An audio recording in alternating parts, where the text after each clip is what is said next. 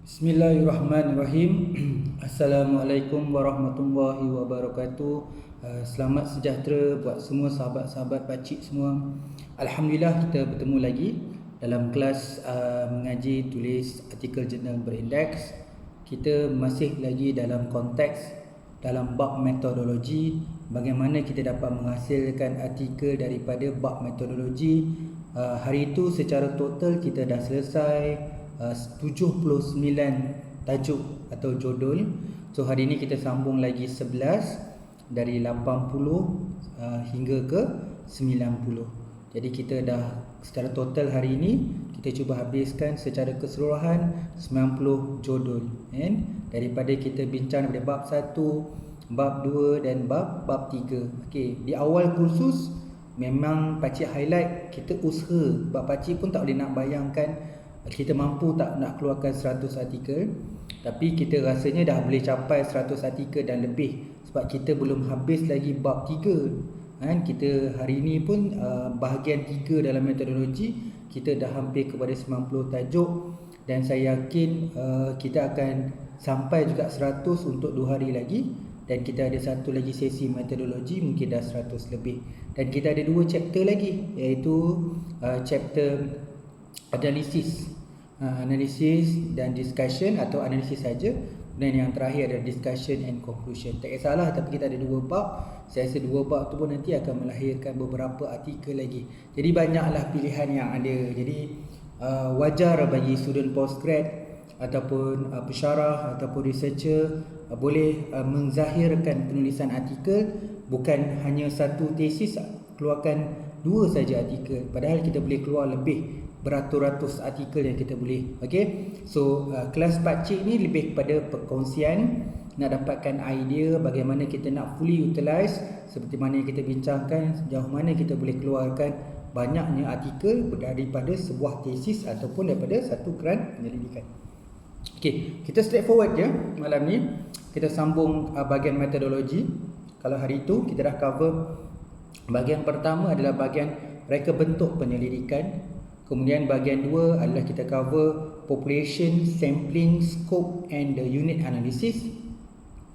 Pada peringkat yang bahagian 3 ni, biasa kan kalau kita buat research, contohnya kita buat satu pendekatan metodologi, tak kisahlah kuantitatif ke, kualitatif ke, mixed method.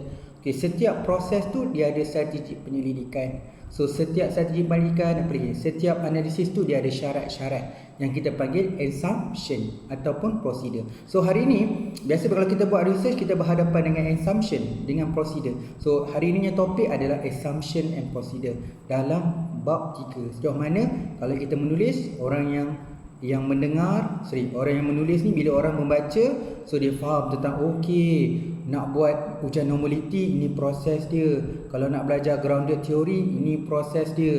Kalau nak belajar mixed method apa assumption dia. Kalau nak buat regression analysis apa assumption dia. So kalau saya nak pakai SAM-PLS apa assumption procedure yang saya kena buat. Itu yang kita bincang biasa dalam bab 3, dan bahagian ni biasanya agak kompleks sikit lah, sebab bahagian inilah panel akan kerap tanya, okay, you buat regression analysis, boleh beritahu saya assumption yang ada dalam regression analysis, apa prosedur dia daripada step A sampai habis, supaya kita nak tahu betul tak dengan assumption yang you sebut tu tally dengan apa yang you buat dalam kajian ini. Kadang-kadang ramai yang tak jelas, dia kata alamak ada assumption ke, dia ikut je tesis yang lepas kan, jadi you tak boleh, sebab setiap buku ataupun setiap metodologi bila kita nak buat dia mesti ada proses dia. Jadi kat sini lah dari awal-awal lagi saya cakap benda ni berkait dengan research design. Kalau you research design you pun longgar, jadi bila sampai dekat part nak teknik dan analisis tu kita akan longgar juga, sebab kita tak clear apa saja analisis yang kita buat, kita tidak ada asas, kita ikut seperti mana yang sebelum-sebelum ni buat, kita pun buat benda yang sama. Jadi tak bolehlah macam tu, sebab seorang researcher kena faham apa saja yang dia buat tu dia mesti ada asas dia, dan dia ada pilihan, sebab scholar banyak, penyelidik ada yang advice details, ada yang moderate, ada yang simple, dalam situational yang berbeza-beza, dalam field bidang yang berbeza-beza, dan dalam konsep data yang besar, contoh big data ataupun small data. Okey, kita akan cover dalam lebih kurang 11 judul malam ni. Okey, semoga kita dapat lebih kita panggil lebih luas. Bagaimana kita dapat menzahirkan beberapa artikel lagi dalam bab metodologi. Secara umum jadi macam ni pakcik cuba susunkan dalam konteks yang pertama pakcik cuba masukkan elemen kualitatif, kemudian masukkan sedikit mixed method, kemudian masukkan dalam kajian saintifik ataupun kuantitatif, campur semua tu ada 11. Yang pertama ni adalah pakcik ubah suai. Nanti pakcik bagilah contoh-contoh, tapi memang betul artikel yang pakcik refer contoh tu kadang-kadang dia ada original artikel tapi pakcik jadikan dia paper konsep sebab kita baru siap bab 3, jadi bab 3 tidak ada data melainkan kita buat pilot. Nanti next class nanti kita akan cover yang in term of the pilots. Yang based pada reliability tu, bila kita buat ujian validity dan reliability melibatkan data, baru kita gunakan data pilots. Dalam kes ni saya masih lagi menggunakan review. Kita tidak menggunakan data-data yang sebenar dalam kajian.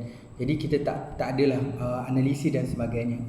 Jadi kita tulis seperti mana yang kita nak tulis dalam bab 3. Dalam bab 3 punya tesis dalam metodologi tu kita benda tu dah kita pindahkan dalam artikel jurnal. Jadi apa kelebihan dia?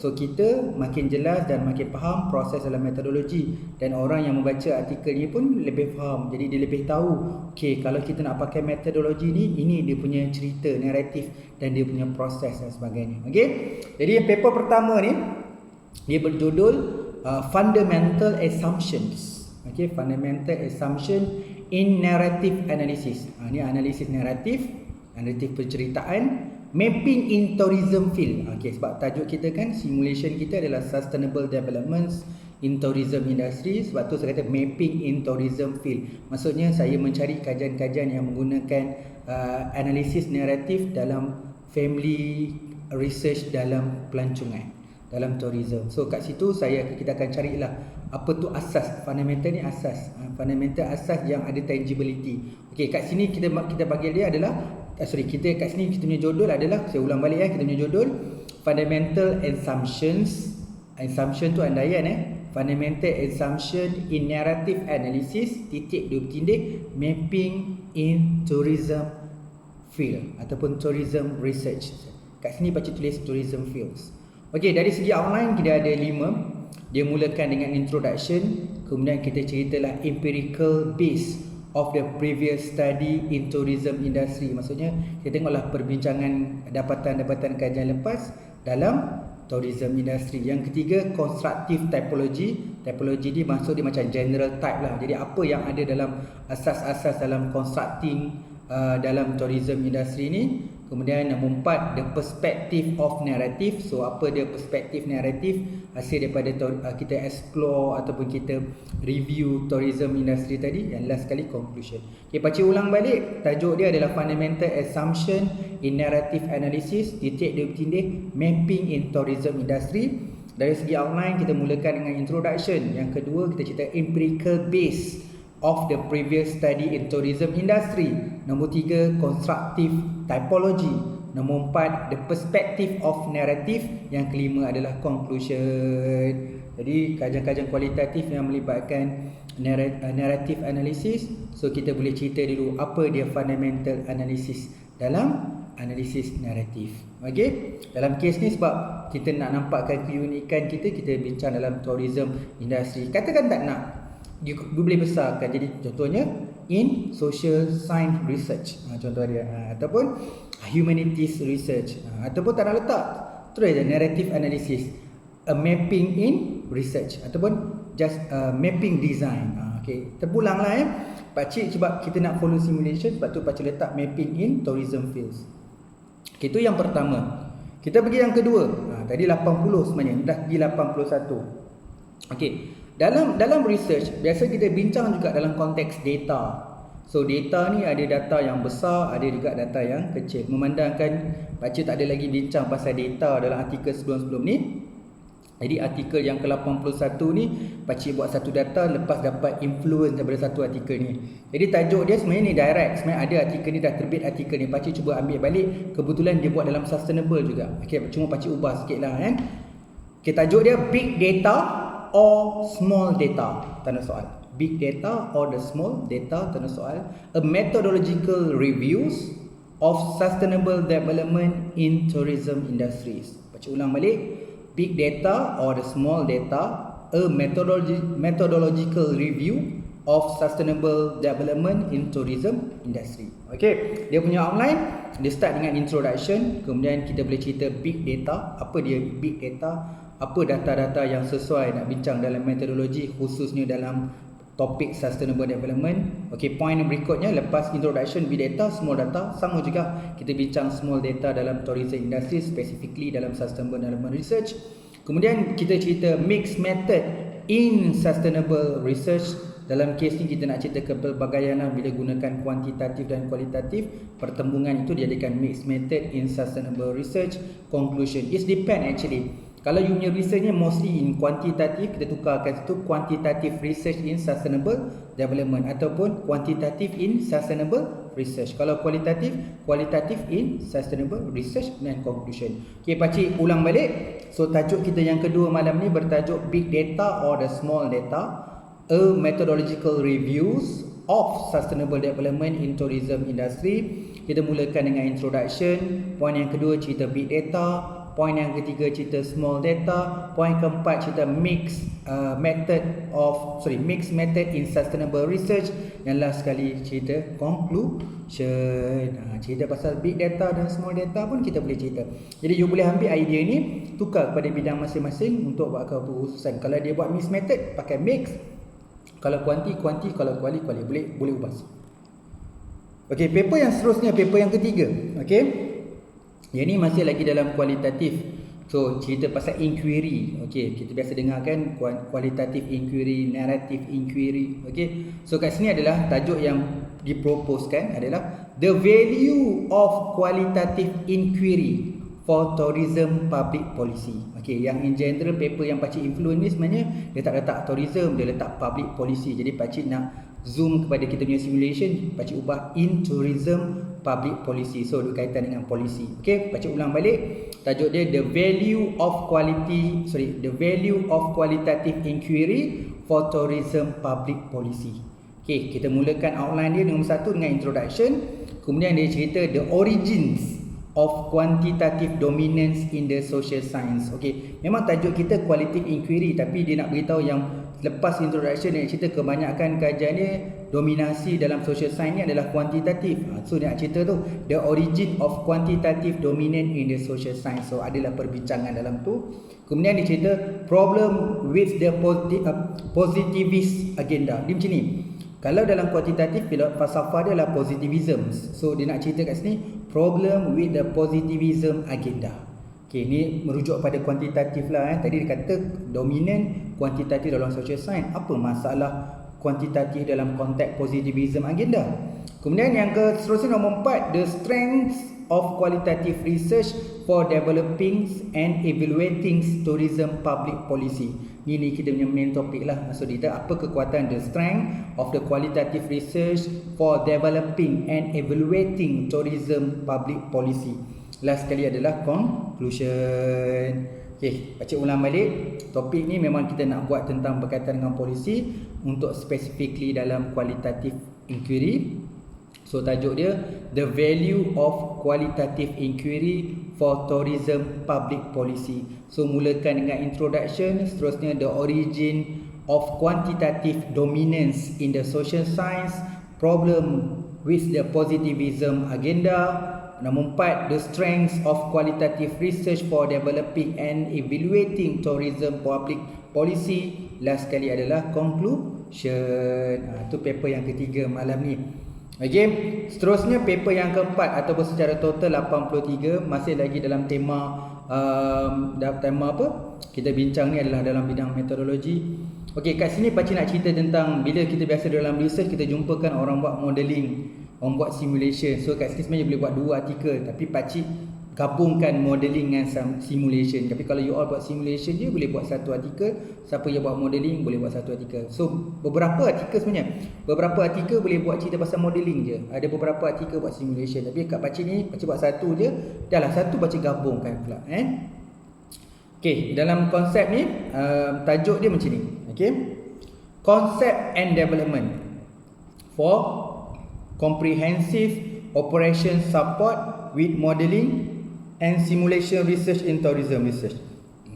Okay, yang ni minta maaf Okay, yang ni tajuk pasal simulation and modelling. Baca ulang balik. Tajuk dia adalah Concept and Developments for Comprehensive Operation Support with Modelling and Simulation Research in Tourism Industry.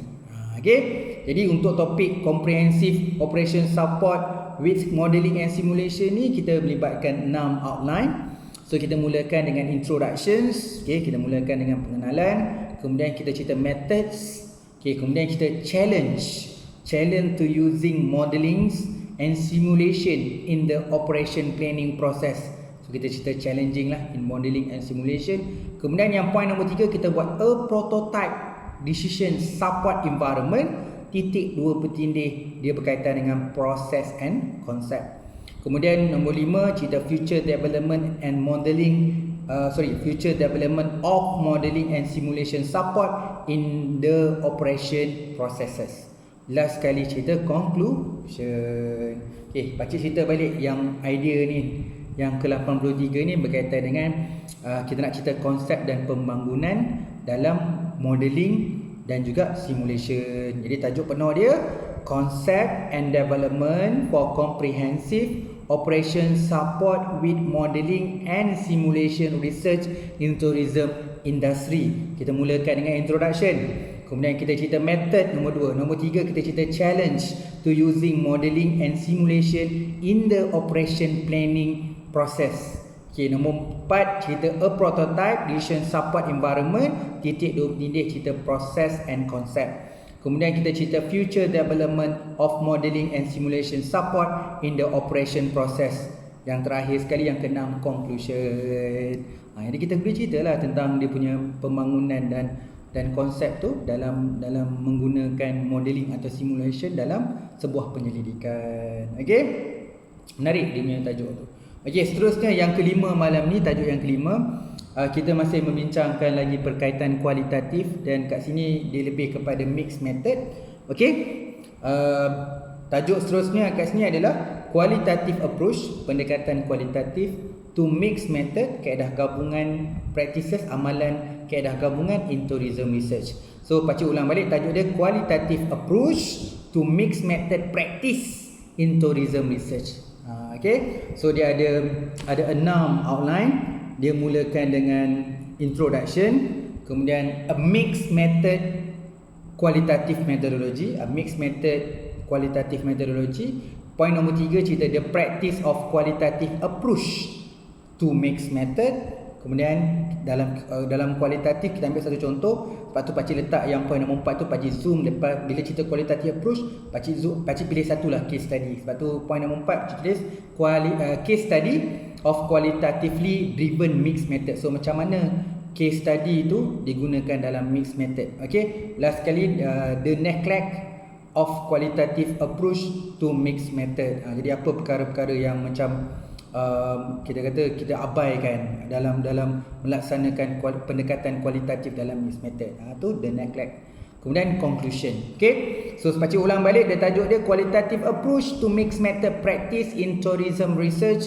Kita mulakan dengan introduction. Point kedua cerita a mixed method qualitative methodology. Yang ketiga dia cerita the practice of qualitative approach to mixed method. Nombor 4 cerita case study of qualitatively driven mixed method, the neglect of qualitative approach to mixed method. Last sekali conclusion. Jadi macam mana kita nak cerita penggunaan benda-benda yang kita terlepas pandang, neglected tu. Okey, dari perkara-perkara yang kita nak laksanakan mixed method, tapi masa yang sama kita ni sebenarnya asasnya kita adalah qualitative approach. So macam mana kita blend asal kualitatif extension tu jadi mixed method. So case ni kita go through case study. Contohlah kalau you nak pakai grounded theory, kita tukarlah grounded theory for qualitatively driven mixed method. Contohlah okay, seterusnya paper yang ke-85 sebut grounded theory. Paper yang 85 ni bincang pasal grounded theory. Secara asas untuk orang faham, kalau nak mudah, grounded theory tu salah satu strategi penyelidikan dalam kualitatif. Dia punya kelebihan, dia punya aim, sebenarnya orang yang gunakan grounded theory adalah ingin menghasilkan satu teori baru ataupun extended theory. Okay, tajuk dia adalah contemporary approach to mixed method grounded theory in tourism research. Okay, so tajuk dia Contemporary Approach to Mixed Method Sengkang Grounded Theory in Tourism Research. Okay, kita mulakan dengan introduction. Kemudian kita cerita mixed method. Kemudian kita cerita grounded theory. Kemudian kita mixed method dash grounded theory, conclusion and future agenda. Simple kan, nak cerita perkaitan antara grounded theory, mixed method. So kita nak bincang perkaitan mixed method grounded theory ni. Biasa guna grounded theory je. Grounded theory tu dalam kualitatif. Sejauh mana kita nak bawa kajian dalam bentuk grounded theory tu ke arah pertembungan dengan kuantitatif approach juga. Jadi dia jadi macam mixed method. So apa yang boleh dilaksanakan mixed method dalam grounded theory. Sebab tu dia punya tajuk Contemporary Approach to Mixed Method Sengkang Grounded Theory in Tourism Research. Dia mulakan dengan introduction, kemudian mixed method, kemudian grounded theory, mixed method in grounded theory, kemudian conclusion and future agenda. Jadi siapa-siapa yang nanti pakcik bagi paper ni bagi contoh juga kan. Jadi kita boleh tengoklah sejauh mana penggunaan mixed method dalam strategi penyelidikan yang menggunakan grounded theory. Okey, kita masuk perkaitan sedikit dengan kuantitatif dah. Okey, ini kita go through general dulu, okey. Mungkin dalam bidang ekonomi contohnya. So kita buat multiple hypothesis, ni judul dia Multiple hypothesis testing. Okey, dia biasa dalam kuantitatif ni bila sebut hypothesis testing tu kuanti lah. Kalau kata hypothesis generation, kita boleh katakan ni kualitatif. Kalau kata testing hypothesis, ini meaning kajian dalam kuantitatif. Okey, tajuk dia multiple hypothesis testing in experimental economics in tourism research. Okey, macam mana kita nak buat kepelbagaian hipotesis, kepelbagaian hujan hipotesis dalam kajian eksperimen dalam ekonomi dalam konteks industri pelancongan. Okey, multiple hypothesis testing in experimental economics in tourism research. Dia ada 5 outline.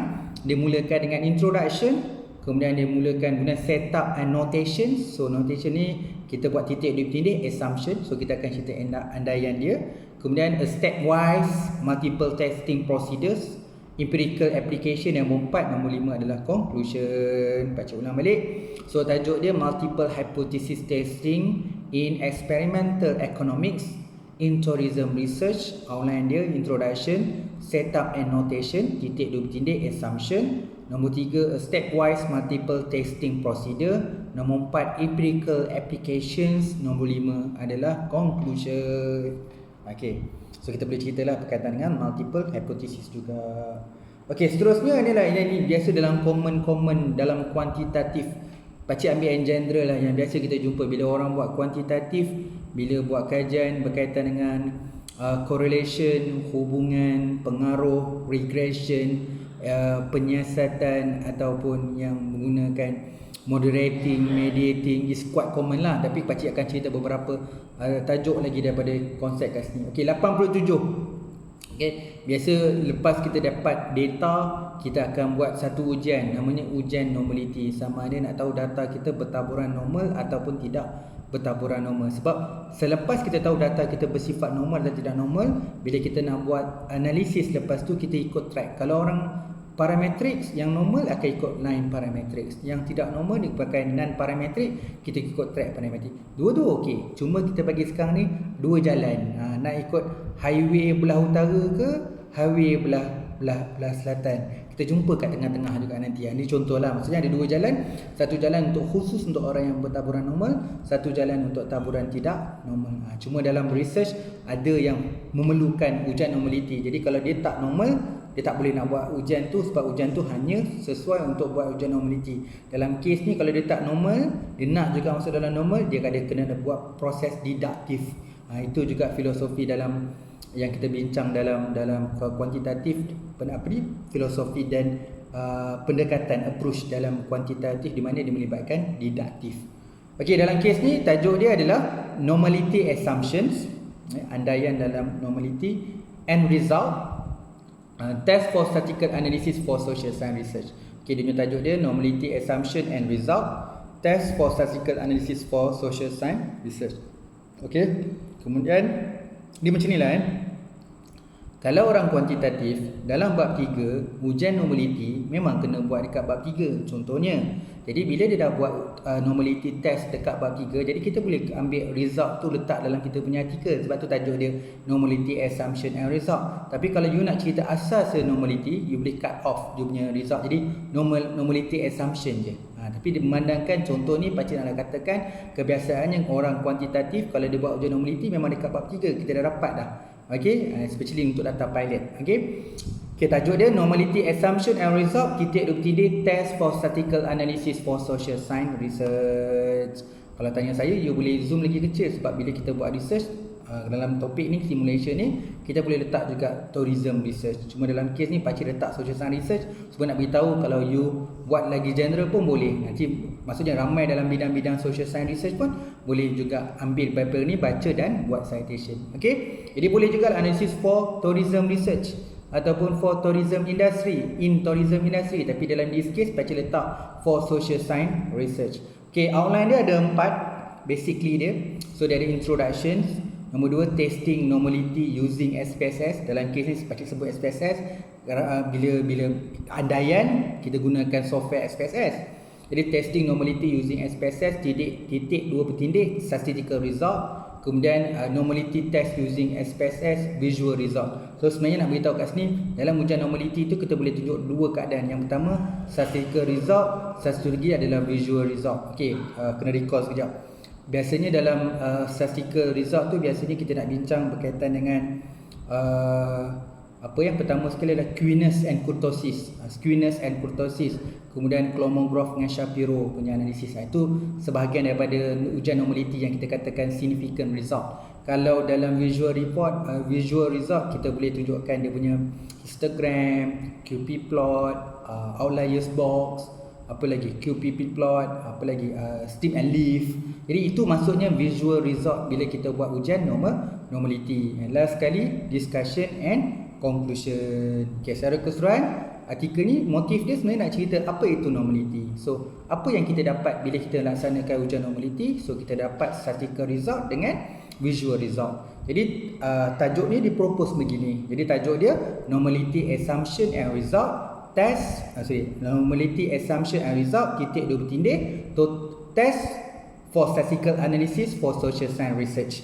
Okay, ada 4 outline. Start dengan introduction, kemudian testing normality using SPSS titik 2 bertindik statistical result. Yang kedua normality test using SPSS titik 2 bertindik visual result. Kemudian nombor 4 discussion and conclusion. Kalau nak buat banyak, 4 discussion, nombor 5 conclusion. Okay, ini paper berkaitan dengan normality. Seterusnya, bila sebutkan normality, kita boleh bincang satu perkara lagi yang kita pakcik dah sebut tadi, iaitu parametric and non-parametric. Parametric normal, bertaburan data bertaburan normal. Non-parametric data tidak bertaburan normal. Okay, dalam kes ni pakcik nak ceritakan apa itu parametric and non-parametrics. Okay, tajuk dia parametrics and non-parametric approach. Titik bertindik assumption and effect of normality data for social science research. Okay, kebetulan kali ni memang pakcik keluar besarkan, jadi dia tak ada tourism research, jadi social science research. Okey, dia ada 6 outline. Nombor 1 dia mulakan dengan introduction. Nombor 2 parametric and non-parametric definition. Kita cerita definisi dulu, lepas cerita introduction kita cerita parametric and non-parametric definitions. Nombor 3 kita cerita parametric and non-parametric assumption. Okey, apa assumption? Andaian-andaian yang berada dalam parametric dengan non-parametric. Kemudian cerita parametric and non-parametric effect normality data. So bila data bertaburan normal atau tidak ni, apa perkaitan dia dengan parametric dengan non-parametrics. Last sekali debate. Okay, debate and discussion on normality issue. Apa lagi masih perkara yang orang masih lagi berdebatkan berkaitan dengan ujian normality. Kenapa normality ni sangat penting dalam certain assumption dalam sebuah kajian. Kenapa nak kena normal? Kalau tak normal macam mana? So ni maksudnya debate and discussion on normality issue. Last sekali conclusion and future agenda ataupun conclusion saja. Jadi pakcik ulang balik tajuk ni yang berkaitan dengan parametric dengan non-parametric. Jadi judul dia parametrics and non-parametric approach titik 2 bertindik assumption and effects of normality data for social science research. Jadi dari segi outline dia mulakan dengan introduction, cerita parametric and non-parametric definition, kemudian cerita parametric and non-parametric assumption, kemudian cerita parametric and non-parametric titik benih effect normality data, kemudian cerita debate and discussion on normality issues, last sekali conclusion. Okey, ini berkaitan dengan parametric dengan non-parametric. Kemudian Pakcik ambil satu contoh lagi. Sebenarnya banyak je. Pakcik boleh tulis macam-macam lagi. Kalau fikir aku nak dalam bidang kuantitatif, dalam bidang eksperimental, dalam bidang simulation, dalam bidang case study. Kalau pakcik tulis artikel ni jadi macam saya silap sampai 500 tajuk dia. Jadi cuma pakcik ambil umumnya. Kalau pakcik yang tak sebut ni, you all boleh apply sendiri. Okay? Kemudian tajuk ni biasalah dalam kuantitatif bagi saya, student degree, student diploma, ada student master, PhD pun buat benda ni. Jadi ni asas kan. Jadi pakcik jadikan satu artikel. Bila jadi asas ni, kalau jadi artikel ni terbit, maksudnya penggunaan dia luas, ramai orang nak baca. Jadi tajuk dia adalah correlations and regression analysis, assumption and interpretation data for quantitative research in social science. So nak cerita pasal correlation and regression, apa assumption and nak buat korelasi, apa assumption ni, apa andaian-andaian buat korelasi, apa andaian-andaian buat regresi. Jadi benda tu sangat penting dalam konteks kat sini, bukan hanya untuk mengumpul data dan seterusnya analisis, seterusnya kepada interpretations. Okay, dia melibatkan ada 6 outline. Okey, tajuk dia correlation and regression analysis titik dua tindih assumption and interpretation data for quantitative research in social science. Okey, dia mulakan outline dia dengan introduction, kemudian ceritalah correlation and regression definition, kemudian ceritalah correlation analysis assumption, kemudian ceritalah regression analysis assumption, nombor 5 cerita interpretation data for correlation and regression analysis, nombor 6 conclusion and future agenda. Okay, dalam topik ni nak cerita apa perkara-perkara atau andaian-andaian yang perlu kita tahu sebelum nak menjalankan satu ujian ataupun analisis dalam correlation dan regression. Jadi artikel ni dikeluarkan untuk kita faham apa dari segi metodologi yang kita kena buat dan kita kena tulis dalam tesis kita. Okay, jadi judul dia Correlation and Regression Analysis titik dua tindih Assumption and Interpretation Data for Quantitative Research in Social Science. Okay, dimulakan nombor 1 dengan introduction, kemudian dia cerita correlation and regression definition, nombor 3 dia cerita correlation analysis assumption, nombor 4 dia cerita regression analysis assumption, nombor 5 interpretation data of correlation and regression analysis, nombor 6 conclusion and future agenda. Okey, yang terakhir. Macam pakcik sebutkan tadi lah, pakcik boleh bincang banyak, tapi pakcik khususkan 11 saja sebab bila cerita metodologi, bahagian assumption and procedure ni banyak. Sangat banyak. Okay. Banyak benda yang nak discuss sebenarnya. Sebab dalam research macam-macam orang buat. Ada orang buat korelasi, ada buat regresi, ada orang buat produk, ada orang buat modul, ada orang buat model, ada orang buat simulation, ada orang buat case study, ada orang buat analysis document, ada yang buat experimental, quasi eksperimen, ada yang true eksperimen, ada yang buat actual research, ada buat etnografi, ada buat phenomenology. So banyak. So tak mampu sebenarnya pakcik nak sebutnya semua, contoh je di sini. Tapi mungkin in future benda ni mungkin menambahkan slide pakcik, mana tahu lagi 2-3 tahun mungkin pakcik boleh produce 1000 contoh artikel, mana tahu kan. Tapi benda tu bukanlah daripada satu tesis kita bagi contoh kan. You tengok 10 pattern artikel ni, ambil lah ikut bidang masing-masing, ubah suai lah, modified supaya dia dapat memberi manfaat kepada tesis kita. Akhirnya kita dapat mengeluarkan beberapa artikel pada tesis, seterusnya dapat memberi manfaat kepada semua, kepada penyelidik dan orang-orang awam.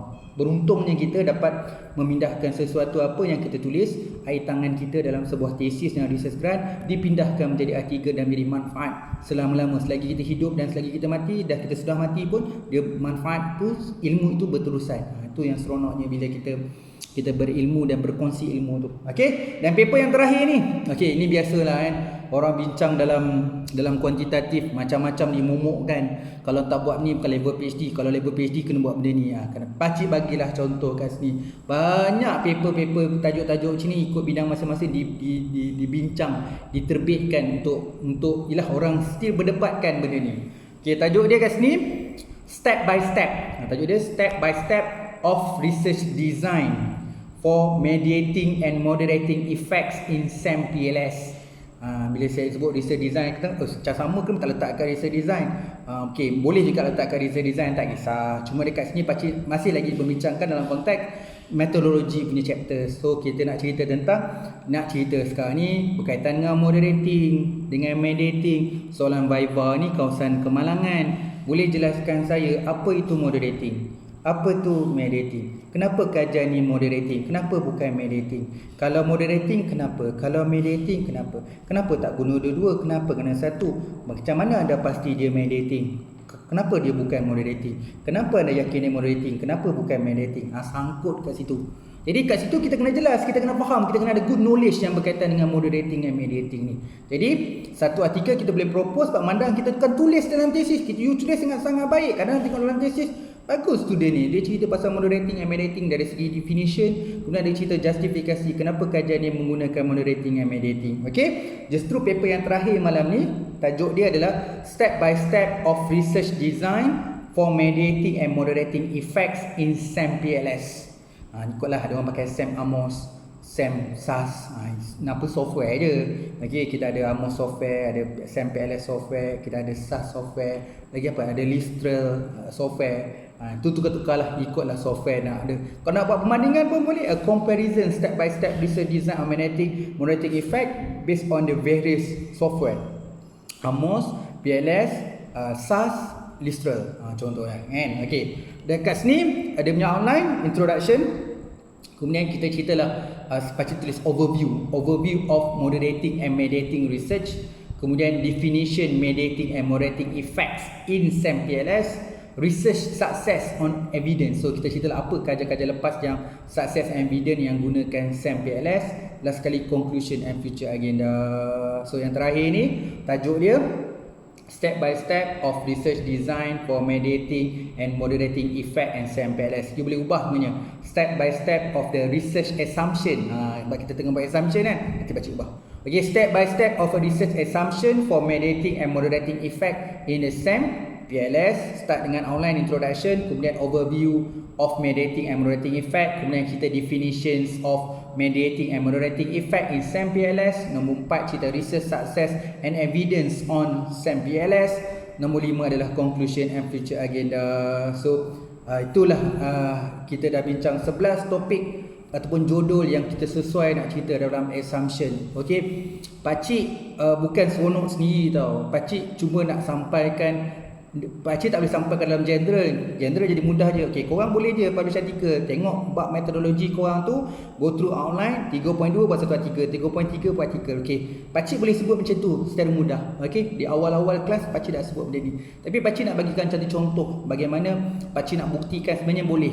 Bincangkan semua komponen daripada design, research design, daripada sampling, daripada population, daripada scope, daripada setting, daripada population, daripada sampling, unit analysis, apa lagi dari masuk kat sini, daripada semua qualitative assumption, semua benda, approach, simulation, modeling, regression, correlation, mediating, moderating, semua tu boleh keluarkan jadi artikel. Okey, saya mohon maaf dalam menyampaikan 11 tajuk hari ini yang secara total dah kita dah 90 judul. Sekejap je kalau you tengok slide, kita dah sampai ke 90. Kita baru sebenarnya di hujung-hujung bab 3. Ada lagi 2 siri dalam bab 3 yang kita belum selesaikan.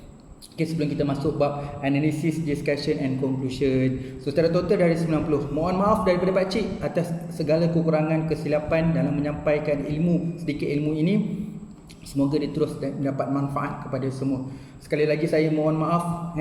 Okay, saya dengan ucapan terima kasih kerana menonton video ni dan terus konsisten, positif, bersemangat untuk terus berkarya, menulis. Okay, menulis satu hari satu perenggan. Dalam masa seminggu ke 2 minggu boleh siap satu paper, konsisten. Okay, committed, terlalu positif. Okay, jangan negatif sangat bila tulis artikel ni. Percayalah, walaupun benda tu secara asasnya rasanya sudah diploma pun tahu benda ni, tulis dan terbit. Itu yang paling penting supaya dia dapat beri manfaat kepada semua. Kalau tanya saya lah, okay, Q1, Q2 tu reward, bonus. Yang paling penting adalah berkarya. Pegang kata-kata pakcik ni. Pakcik tak adalah orang baru dan tak adalah terlalu lama sangat. Bila dah rasa sekarang ni paling penting bagi saya adalah berkarya. Doesn't matter is in term of index tinggi ataupun itu KPI, itu bonus reward yang paling dicemburui oleh orang luar ataupun dicemburui oleh orang akademik dan orang ilmuwan adalah bila seseorang tu konsisten menulis. Dan yang paling bestnya bila penulisan itu dikongsi dan dimanfaatkan oleh semua pihak. Semua dapat manfaat, malah diraikan, diraikan, dikritik, dikomen, boleh ditambah baik, dikembang, ada follower, ada yang buat new version. Itu indahnya dalam ilmu. Okey, kita jumpa dalam siri akan datang 2 hari lagi. Kita akan sambung pula bahagian yang keempat dalam research methodology. Mungkin yang ke-91 sampai ke berapa, tak pasti lagi. Pak Cik pun tak buat lagi. Semoga kita berjumpa lagi. Assalamualaikum warahmatullahi wabarakatuh.